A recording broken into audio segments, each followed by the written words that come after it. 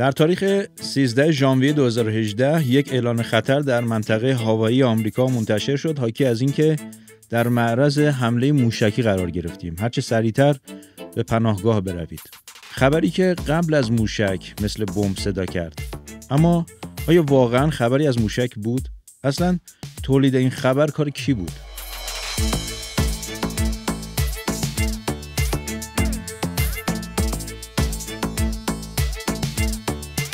پولدارهای دنیا برای طراحی سبک زندگی و فروش بیشتر به اطلاعات نیاز دارن. اگر قرار چیزی رو تغییر بدن باید بدونن که ریشه ها، اصول و امکانات موجود چیه و اصلا کجا چی میگذره تا براش طراحی بکنن. A big and tasty for just $1? How do you do it? What's your secret?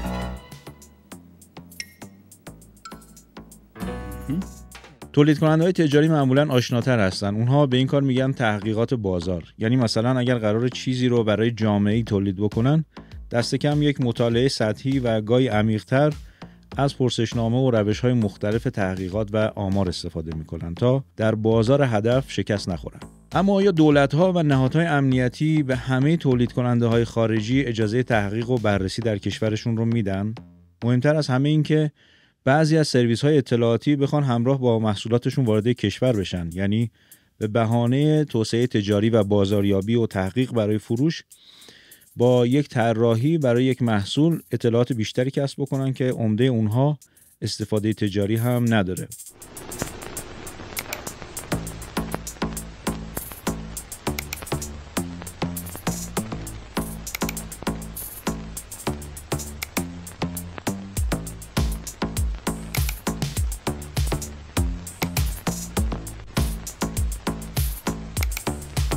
خب معلومه که سختگیری‌های وجود داره و گاهی این شرکت‌ها اصلا اجازه ورود و فعالیت در کشور مورد نظر رو پیدا نمی‌کنن، که البته خیلی بستگی به رویکرد و عملکرد دولت‌ها داره و کشور ما هم در دوره‌های مختلف با گونه‌گونی این راه بدیم راه ندیم مواجه بوده.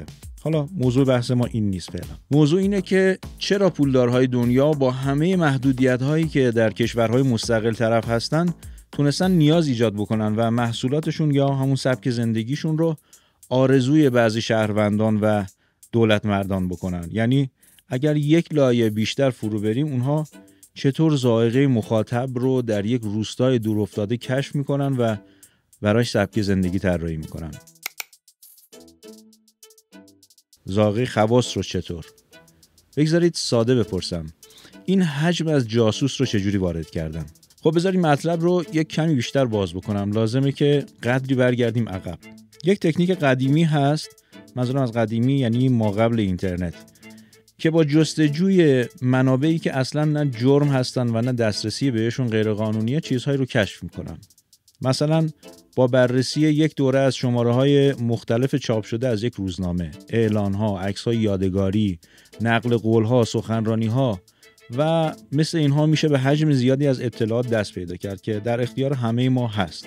هیچ معنی قانونی هم نداره و میشه با تحلیل همین اطلاعات به نتایج قابل قبولی رسید. اولین بار روزولت رئیس جمهور آمریکا در سال 1941 دستور ایجاد یک واحد اطلاعاتی رو داد به نام نظارت و رسانه‌های خارجی. In February of 1941, President Roosevelt ordered the creation of a new intelligence unit, the Foreign Broadcast Monitoring Service.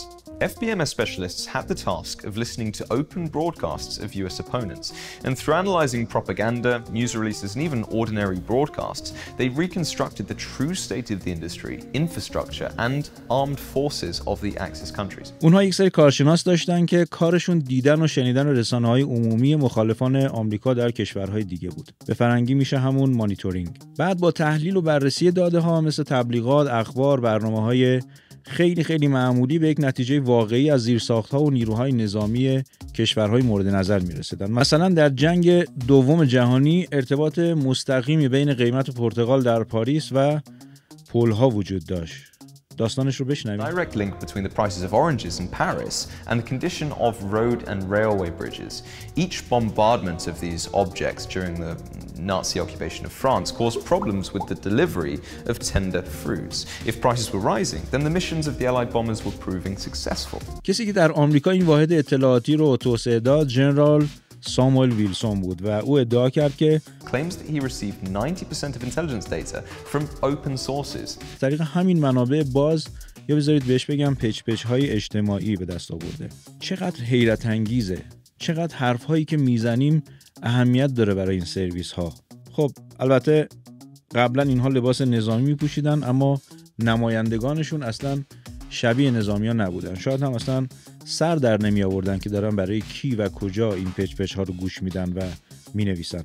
مهمتر از همه اینها تحلیل این اطلاعات بود که به دست مغز متفکر این واحدها انجام میشد. بعدها این تکنیک رفته رفته کاربردش کمتر شد و به جاش روش‌های عمیق‌تری به کار گرفته شد تا اون جایی که اینترنت متولد شد.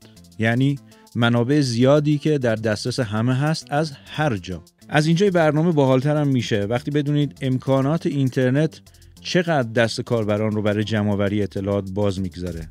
اطلاعاتی که گاهی با یک جستجوی ساده هم در دسترسه. در واقع در بستر اینترنت همه چیز پیدا میشه. اگر پیدا نکردید درست جستجو نکردید. روشی که افسران روزولت از سال 1941 به کار گرفتن تا ژنرال ویلسون توسعه‌اش بده اسمش بود جاسوسی منبع باز یا اوسینت که مخفف Open Source Intelligence هست. امروز این روش برای دولت‌ها، نهادهای نظامی، شرکت‌های امنیتی اقتصادی و حتی محققین و کاربران ساده کاربرد داره.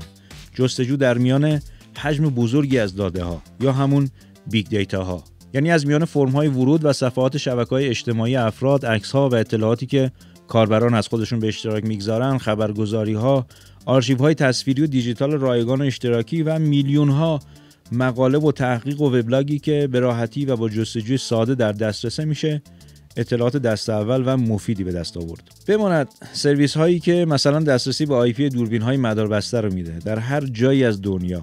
See how simple it is. I mean, here's a panorama of some city, here's a classroom, and well, that's just someone's ordinary room. یا موتورهای جستجویی که فقط با وارد کردن نام افراد میتونن تمام شبکه‌های اجتماعی مرتبط رو پیدا کنن و در چشم برهم زدنی به اطلاعات و سبک زندگی افراد دست پیدا بکنن. Let's test this theory in practice. So I know Emily's personal email, and therefore I'm going to check on which sites users with the same nickname were registered. مثلا حساب فیسبوک که بخش‌های زیادی برای تکمیل حساب کاربری داره، مثل محل تولد و تحصیل و علاقمندی‌ها و اینها که آدم نسل ما با ولع زیادی این فرم‌ها رو تکمیل می‌کرد تا صفحه معتبرتر و بروزتری داشته باشه. در واقع ما مشغول پر کردن فرم تحقیق و آمار ماموران ژنرال ویلسون رو تکمیل می‌کردیم که برای سرشماری از راه دوری به در منازل ما اومده بودن. ببینید با جستجوهای ساده چقدر راحت هویت تعداد زیادی سرباز روس از طریق حساب فیسبوکشون لو رفته. حتی شبکه لینکدین که برای ارتباطات حرفه‌ای طراحی شده حاوی اطلاعات صادقانه‌تری هم نسبت به فیسبوک هست، چون آدم‌ها مدارک و رزومه و شماره تلفنشون رو بارگذاری کردن تا در یک فضای قابل اعتماد همکاری تخصصی داشته باشن و اینها در اختیار هر کاربری که در لینکدین ثبت نام کنه هست. یادم رژیم صهیونیستی لابلای پست‌های لینکدین آگهی استخدام به فارسی هم منتشر می‌کرد. اما فکر می‌کنید خبر حمله موشکی منطقه هاوایی آمریکا از کجا منتشر شد؟ جالبه بدونید که منشأ این خرابکاری یک کارمند سهل‌انگار مدیریت بحران بود که با انتشار یک عکس حاوی کلی اطلاعات دسترسی رو برای هکرها باز کرد. تصویری از محل کارش که علاوه بر کلی اطلاعات به درد بخور دیگه رمز ورود به سیستم رو هم در این تصویر به یادگار گذاشته بود. The US Pacific Command has detected a missile threat to Hawaii. A missile may impact on land or sea within minutes. This is not a drill. اینها کاربردهای خیلی ساده جاسوسی منبع باز هست که از طریق منابع خیلی معمولی که کاربران منتشر میکنن در دسترسه. خیلی از این سرویس ها با پرداخت اشتراک ناچیز دسترسی های قابل توجهی به کاربر میده که باعث میشه مسیرهای جستجو رو کوتاه کرد. مثلا یکی از این سرویس ها که البته از بردن اسمش معذورم، فقط با وارد کردن اسمتون اطلاعاتی مثل شماره تلفن های سابق و فعلی و آدرس های مختلف و اطلاعات گوناگون در مورد خودتون میده که واقعا ترسناکه و همه اینها از فرم‌های شبکه‌های اجتماعی، آگهی‌های روزنامه رسمی و مجوزهای عمومی و نظیر اینها بازیابی میشن. حالا این همه امکاناتی که ما به دلیل معذوریت‌های رسانه‌ای قادر نیستیم در موردشون صحبت بکنیم، در اختیار کاربران خیلی معمولیه که فقط به اینترنت دسترسی دارن. تصور بکنید با این حجم از ابرداده‌ها که در اختیار صاحبان این شبکه‌های اجتماعیه و البته این شبکه‌های اجتماعی که با سرویس‌های اطلاعاتی کشورشون در ارتباط مستقیم هستن، چه امکاناتی برای تحلیل در اختیار سربازان ژنرال ویلسون هست؟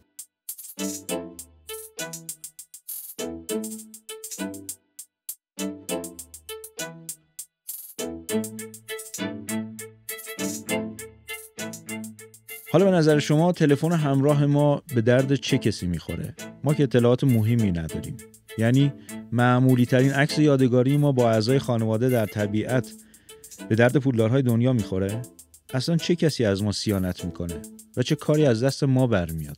به امید ایران آگاه و متعالی، خدای بزرگوار رو نگهدارتون. سلام، خسته نباشید. می‌خواستم از تهیه کنندگان برنامه مکس تشکر بکنم. من یه خانم خونه‌دار هستم، نه فرصتش رو دارم حقیقتش، نه اون حوصله رو که بخوام برم این اطلاعات رو کسب بکنم. واقعا این برنامه خیلی ارزشمنده، خیلی چیزای خوبی به ما یاد میده. خواستم تشکر کنم، بگم ما همه خانواده‌مون واقعا پایبندیم که این برنامه‌ها رو ببینیم. دستتون درد نکنه. خیلی ممنون. می‌خواستم از برنامه مکس شبکه یک تشکر کنم. خیلی برنامه خوبیه، خیلی آگاهی‌های خوبی به ما میده. از مدیریت توانمندی خیلی ازتون ممنون، لطف کردید. مستند و مدرک و خیلی دقیق حرف میزنه. همچین برنامه خیلی میتونه موثر و مفید بشه برای اقدام کردن جامعه. برنامه مکس خیلی برنامه خوبیه. کاریه که زحمت کشیده، تحقیق شده، روشنگره و خیلی زوایایی رو برای آدم روشن میکنه که مثلا اطلاع نده. مطالبی گفته میشه که واقعا من به این سنم تا به حال اینا رو نفهمیده بودم، نشناخته بودم. این برندها، این چیزهایی که ما استفاده میکنیم و ناخواسته و نفهمیده پول میریزیم به قلک این صهیونیستای جنایتکار. بسیار عالی،